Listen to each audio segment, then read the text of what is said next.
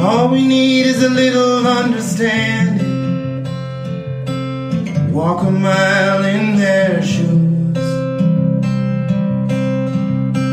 And if we keep our hearts open-minded, we'll enjoy this wild ride called life. And if we keep our hearts open-minded, we'll enjoy this wild ride called life.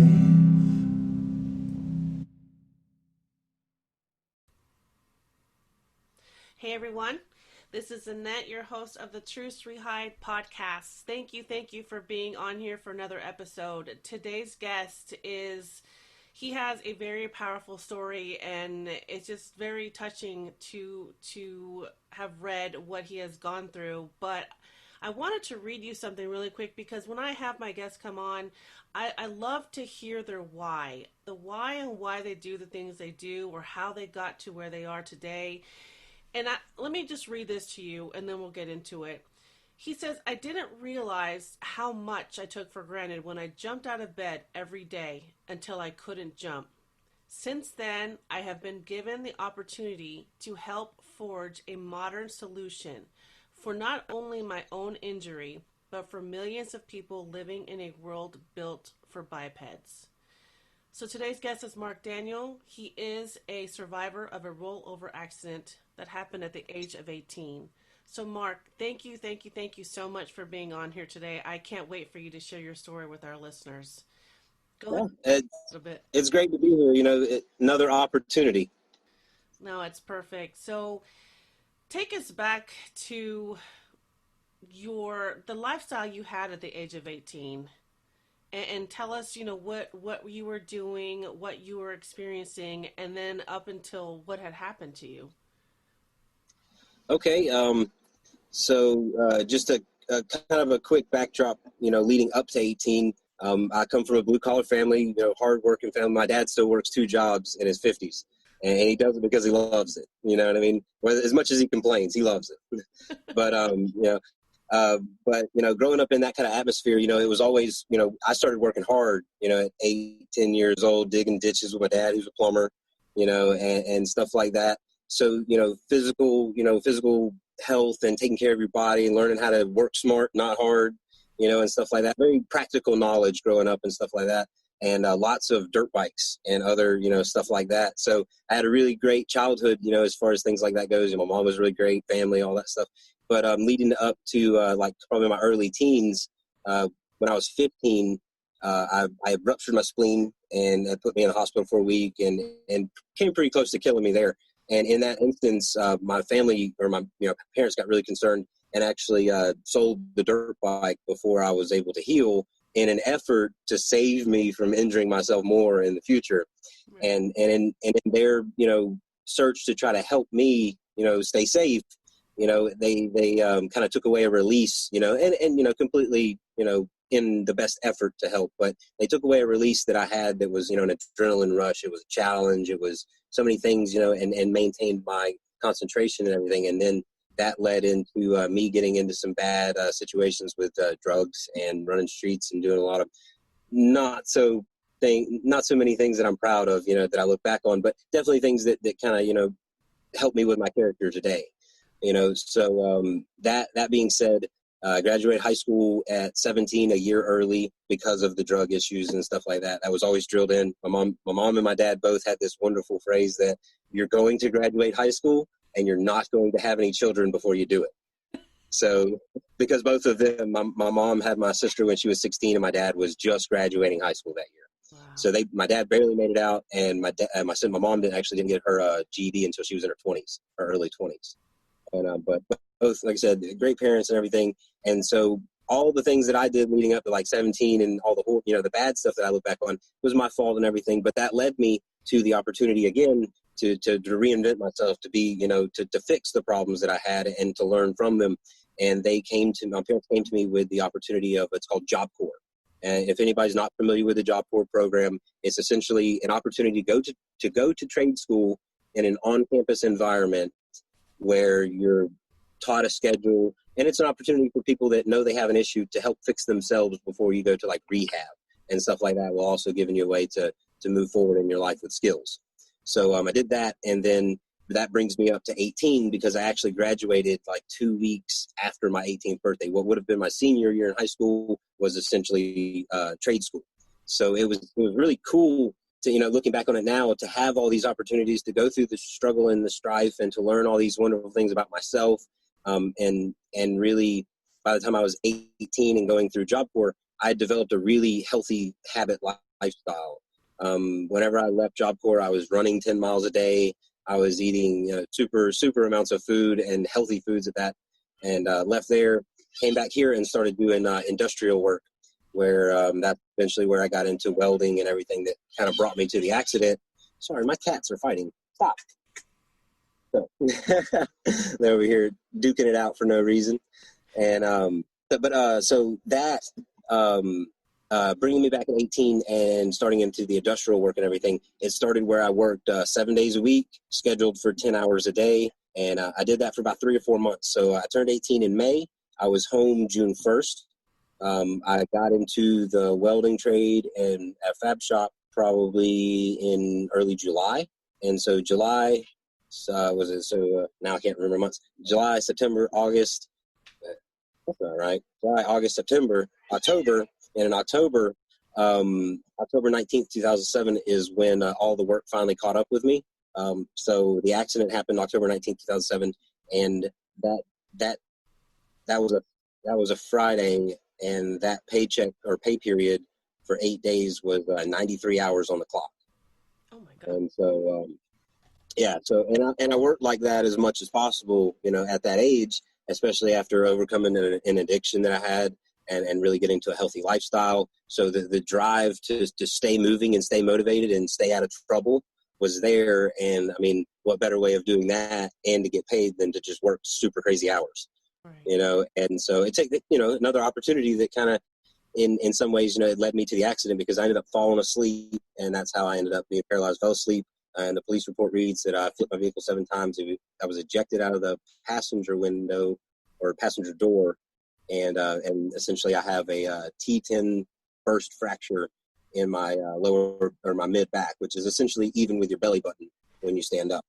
So that's where my paraplegia starts, is essentially belly button level, and that's how I ended up there.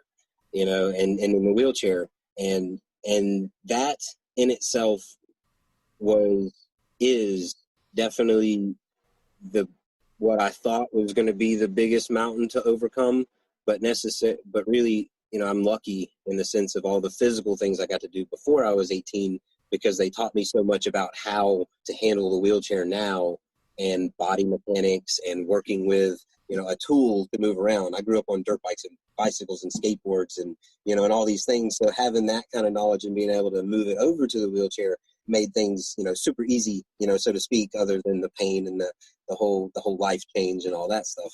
And now coming up on 13 years later, I'm still learning, but I'm at a point where I'm super comfortable. I can do anything I want to do. It's now a choice of, do I really want to work that hard to do it? What an incredible story. And I'm so glad that you're here today to share it, because I was reading a little bit of your background, and with your mom helping you, and she was pushing you to get up and show up to do the work. But how did you stay motivated to do that? I ask you this because I was in a car accident 2 years ago, and I was in the hospital for 5 weeks, and I couldn't move because I had broken everything on my left side. But I was so angry to get up. I did not want to get up. It hurt. I cursed. I cried. And the physical therapists, they tried to do all they could for me. But finally, it was like, you're not going to leave this bed unless you do the work. So in order for me to get out of there, I had to do something. So how did you stay motivated to do all that each day? You bring up my mom, and, for the first, I got paralyzed October 19th. I actually kind of forcefully made them let me out of the hospital on November 16th, because after 28 days, I was sick and tired of being like hand and foot taken care of and tended to and locked in a bed. And just, I'm an independent person, and I've always been that way. Oh, So the idea of like people helping me all the time was initially, no, I want to do it, you know? And so that's just my nature. But you know, those first 3 or 4 months were definitely, you know, a roller coaster ride of anger and sadness and tears and screaming and, you know, and a lot of, you know, just overhaul of emotion. But in those times, kind of my position really, you know, for better or for worse, was this isn't the first time that, you know, my family's had to come and see me in the hospital. This isn't the first time I've been injured. This isn't the first time that I've had to, you know, heal from broken bones. None of this was necessarily new, other than the fact that I'm paralyzed now, and it's not, you got to walk it off. Now you got to figure out how to even be mobile to walk it off. You know what I mean? And so my real attitude was, well, I've made it this far, and as much as I truly hate the situation and truly despise where I'm at, it doesn't change the fact that this is where I am. Mhm. And so in that sense, I just essentially, I lied to everybody. And, you know, the whole sense of fake it till you make it is something that can cause huge problems in the long run. But I think in the beginning, it's important to show yourself that you are capable of doing it despite how it feels. And sometimes it just feels like it sucks, and that's the truth. But sometimes the truth hurts, and that's just the only way to get it. Yeah. And so that really was it for those first 3 or 4 months. And then there came a point where I call it the turtle shell. It's essentially when you break your back, they wrap you in a like a, you know, a hard case to keep you perfectly aligned. And because I have rods in my back and, you know, surgeries and all that stuff to keep everything right while it heals. And so my mom has always been a huge motivator in my life and like a huge driver. As far as an active one, my dad's always been that way by example, by working like he does, and, you know, and doing the things and sacrificing like he has. So in both of their regards, they've also, you know, been huge motivators. But in this time, my mom kind of just sat back, and she knew that, like, he's under doctor's orders not to do anything. You know what I mean? Essentially, so I'm going to let him slide for now. And you know, and we've talked about it since then. And that was her attitude, was like, I'm sick of this already, but. You know, so eventually there came a day where I was free from doctor's orders and everything, and my mom came into the room early morning like normal, because I mean, from the get-go, as soon as I got out of the hospital, I had to get up at 5 o'clock every morning and get dressed and get ready, and then pick myself up and put myself in my mom's truck and go to my mom's work, because my mom had to work and I couldn't be alone. So, you know what I mean? It was right out of the hospital. It was, you know, it was a fight, because this what you got to do. You know, so I did those things, and, you know, and that kind of, you know, driving right off the bat, she still didn't let me, you know, she's 5'3" and weighs like 130 pounds. She couldn't pick me up, save her life. Oh my God. And, and so that kind of came. And then that day came where she came in, I was released from all, you know, restrictions and everything, and essentially given the freedom to just start doing on my own. And so she came in and she stood at my wheelchair. And I just remember this, you know, it's a heartbreaking look that your mother can only give you. And she gave me this look, and I knew something was coming. And in that moment, she just stopped, and she was like, Mark, I will help you do anything that I can for the rest of my life. But you have to realize that I'm going to die long before you do. And if you don't figure it out between now and then, you're going to die in that chair alone. And just like now, it just breaks my heart to think of that. Not only my mom sacrificing her life to take care of me, but also the fact that she knows that after she goes, there's no one there to help me, and I can't help myself. Yeah. And so that was the trigger that turned it from a you just got to do it and, you know, and suck it up, and, you know, and that kind of attitude, to just the determination that in the long run, I may not ever walk again, and I may have to live life in the chair. But if that's the case, then I'm going to live that life. Yeah. And we can't allow the fact that life isn't fair and that hard things happen to good people.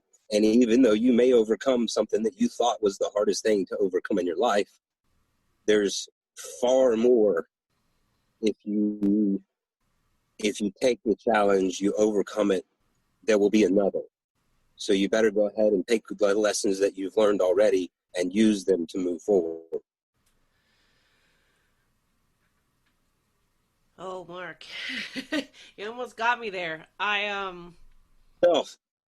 That's incredible. I'm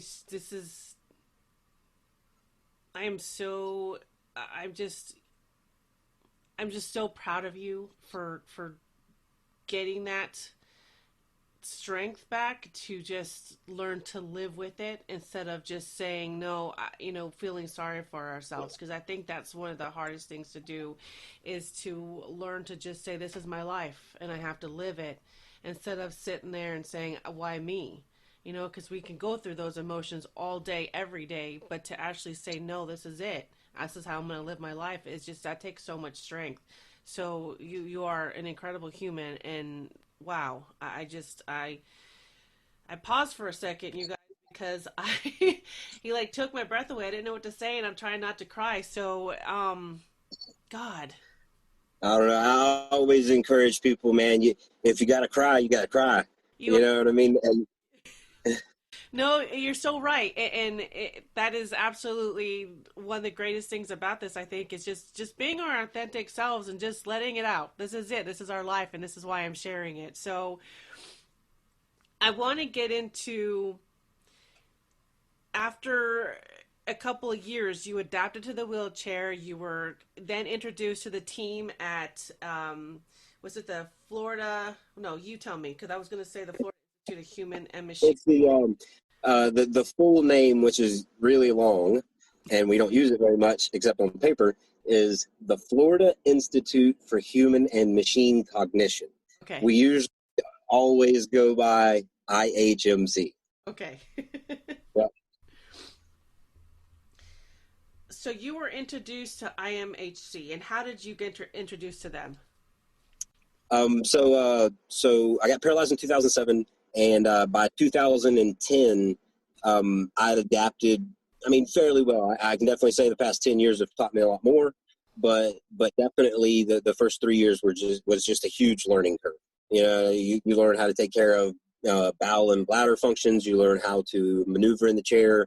You learn the difference in body mechanics, and because the change in ability of what you can use, but you learn also to manipulate the things that you can't control. So spasms and and stuff like that. I actually used a spasm. I use spasm in my legs every day to get dressed. So I get my leg to straighten out, and as it straightens out, I just snatch it up my leg real quick, and then so those things happened, and I really got good at the wheelchair, and I excelled in physical therapy. Luckily, before the accident, while I was at Job Corps for the 9 months, essentially I worked out and ran every day, for 9 months, and that's how I was able to. I gained like 40 pounds while I was there because of the addictions that I had when I got there. But so I gained like 40 pounds while I was there, and because of all of that kind of physical training and the intensity of it, even though I was kind of lazy for those 4 months or so, 5 months during the healing process, the upper body strength and those kind of things carried over really well through physical therapy.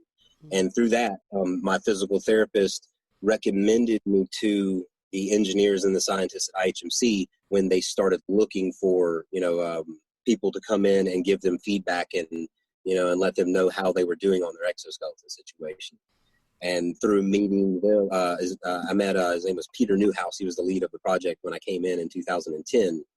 And in 2010, they essentially had me come in, showed me the lab, did a quick little interview to kind of, gauge my personality and, kind of see what I was, what I was all about, and then introduce them and let me meet them and see what they were doing. So it was really, it was really cool. But essentially, talking with Peter, years later, he said that, he's like, I'll never forget, or I don't know if he used that exact words, but he essentially said the thing that made the difference between you and everybody else that we talked to was the fact that you just didn't care. You were just like, is it going to help us? Are we going to make progress? Are we going to do something? For sure. Break a leg. Oh my gosh. So you were able to test 4 exoskeleton prototypes. Tell us about that. So right now, as of today, I've tested 3, and next week we will actually be taking our first steps in the 4th. So I haven't been in the 4th exoskeleton yet, other than testing or fitting and and making sure components are correct and things like that. Oh my gosh. It'll be the 4th one now in 10 years next week. It's amazing how far technology has come, and for you to be able to experience it, how does that make you feel?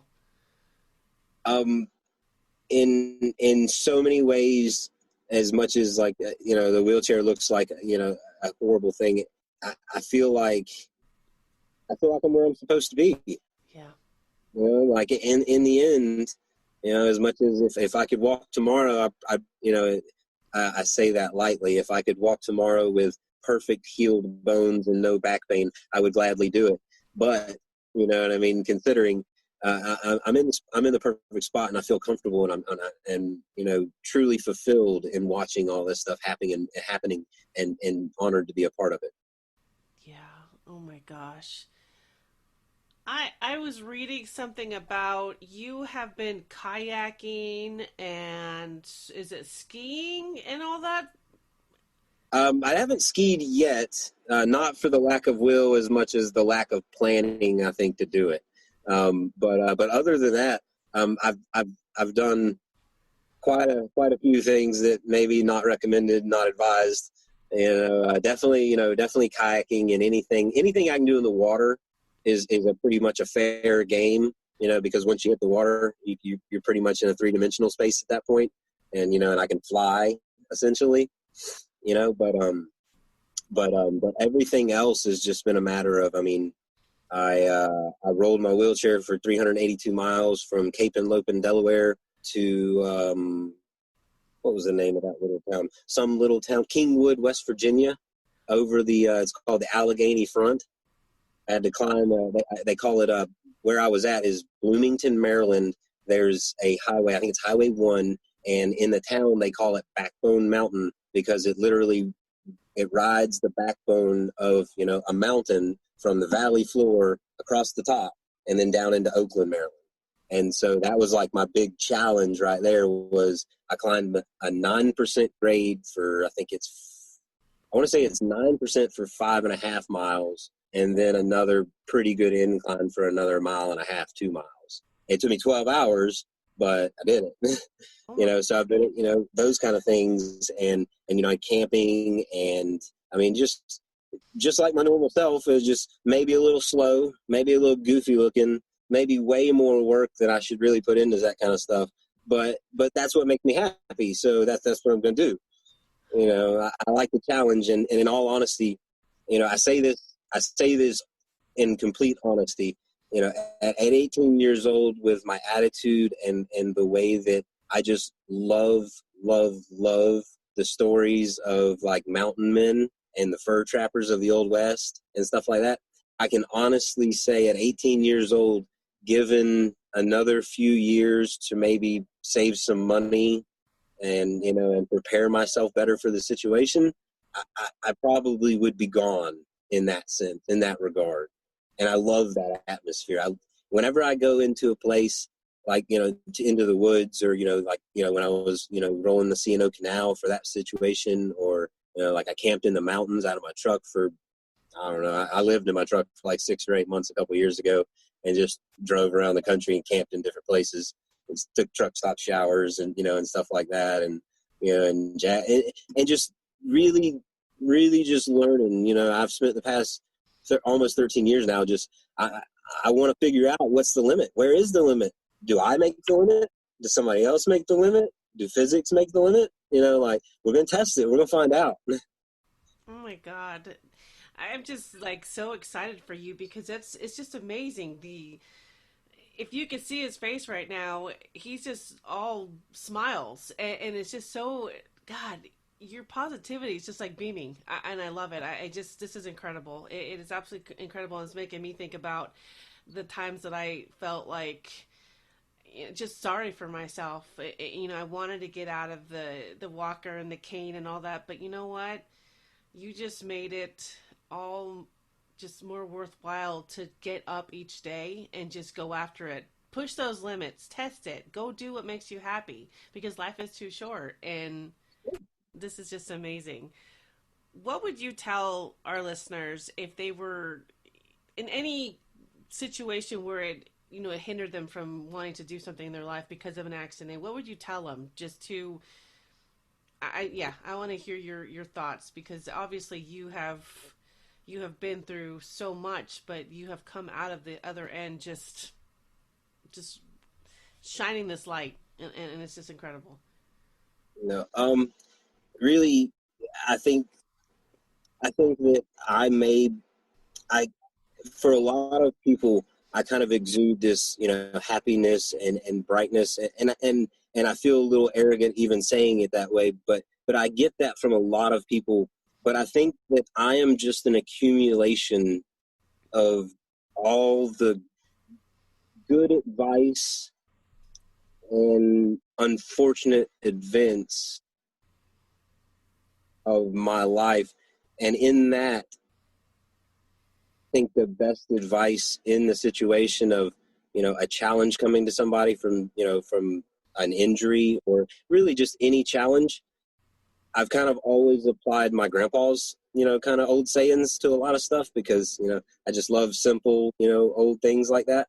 And I guess to sum it up really short, my grandpa always said it's never if you can do something, it's if you can figure out how to do it. Because I mean, if we look at, and taking that advice, if we look at history, there's been everything that we've ever said that we couldn't do, we're doing, and we have so much more in front of us to do. So I don't think that there's ever a can we do something? It's can we figure it out? I love that. I really do. It's making me picture my father-in-law. He's very much like that, and I love that my children are able to learn that from him. So it just really makes me smile to hear that you've learned that from your own grandfather and how much it's just instilled into your life. So it's really such a great thing that I think a lot of us take for granted. So I appreciate you sharing that. So I love this sentence that you have here, and I wanted to close it out with this. You say, I hope to change what people think they are capable of by offering them the tools to change their perspective. So, yeah, just thank you so much for being in that space now to actually share your story and how you've overcome all those obstacles because it's such an amazing thing.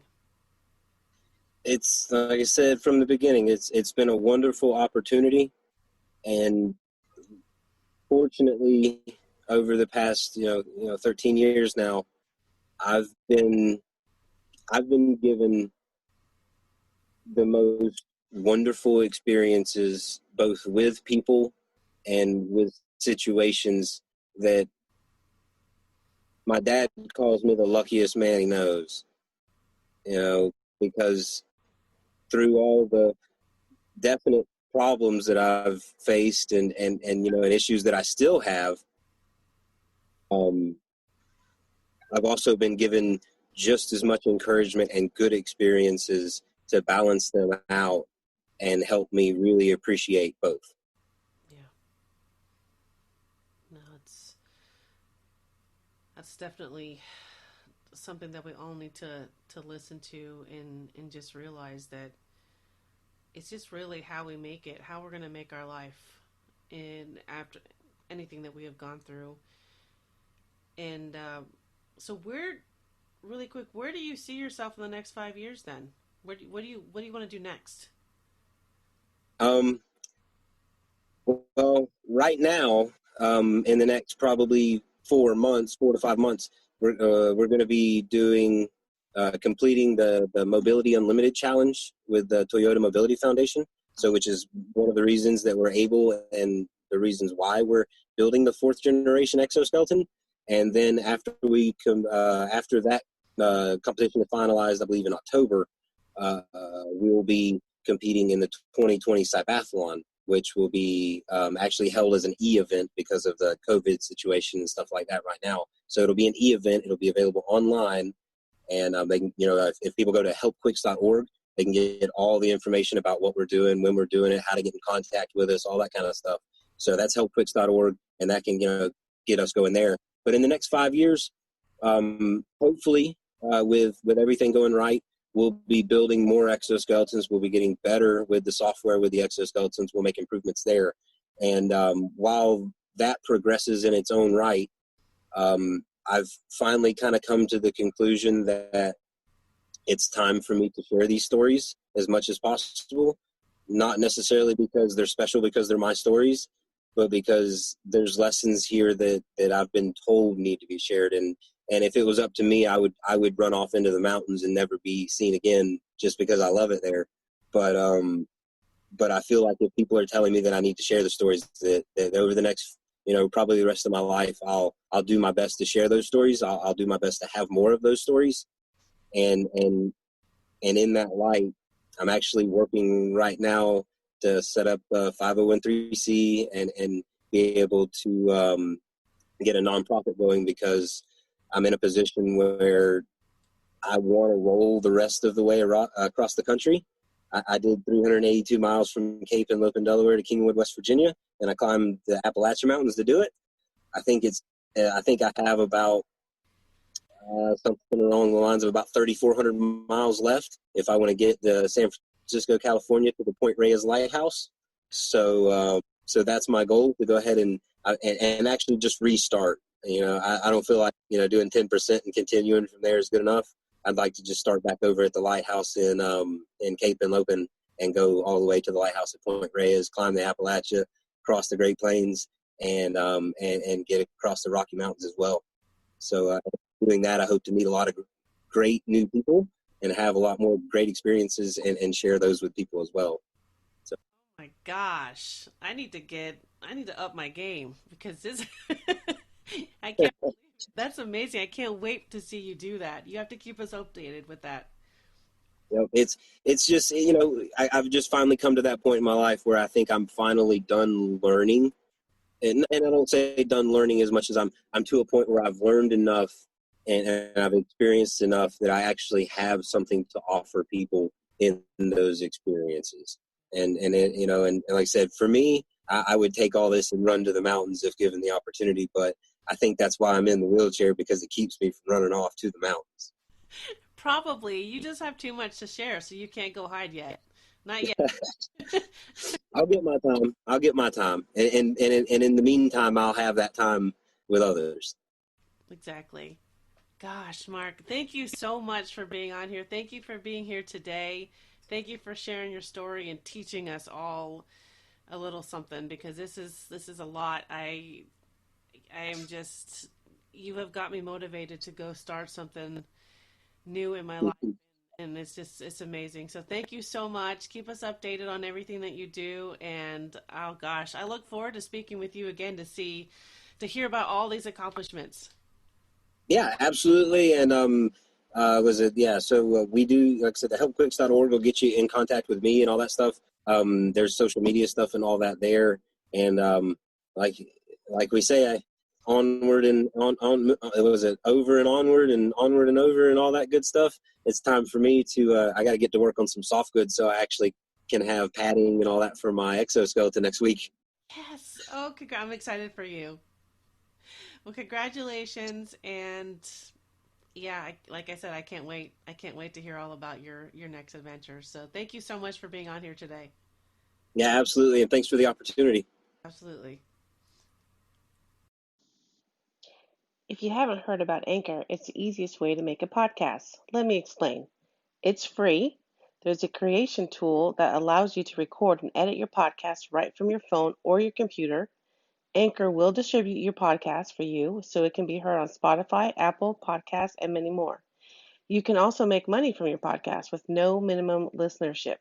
It's everything you need to make a podcast in one place. Download the free Anchor app or go to anchor.fm to get started. Thank you for listening to the Truth We Hide podcast, created and founded by your host, Annette, the founder of A Wild Ride Call Life. Also, a big thank you to all of our sponsors for each and every episode that is aired. We have so much support from them and all of our listeners. You can find more information at www.awildridecalllife.com.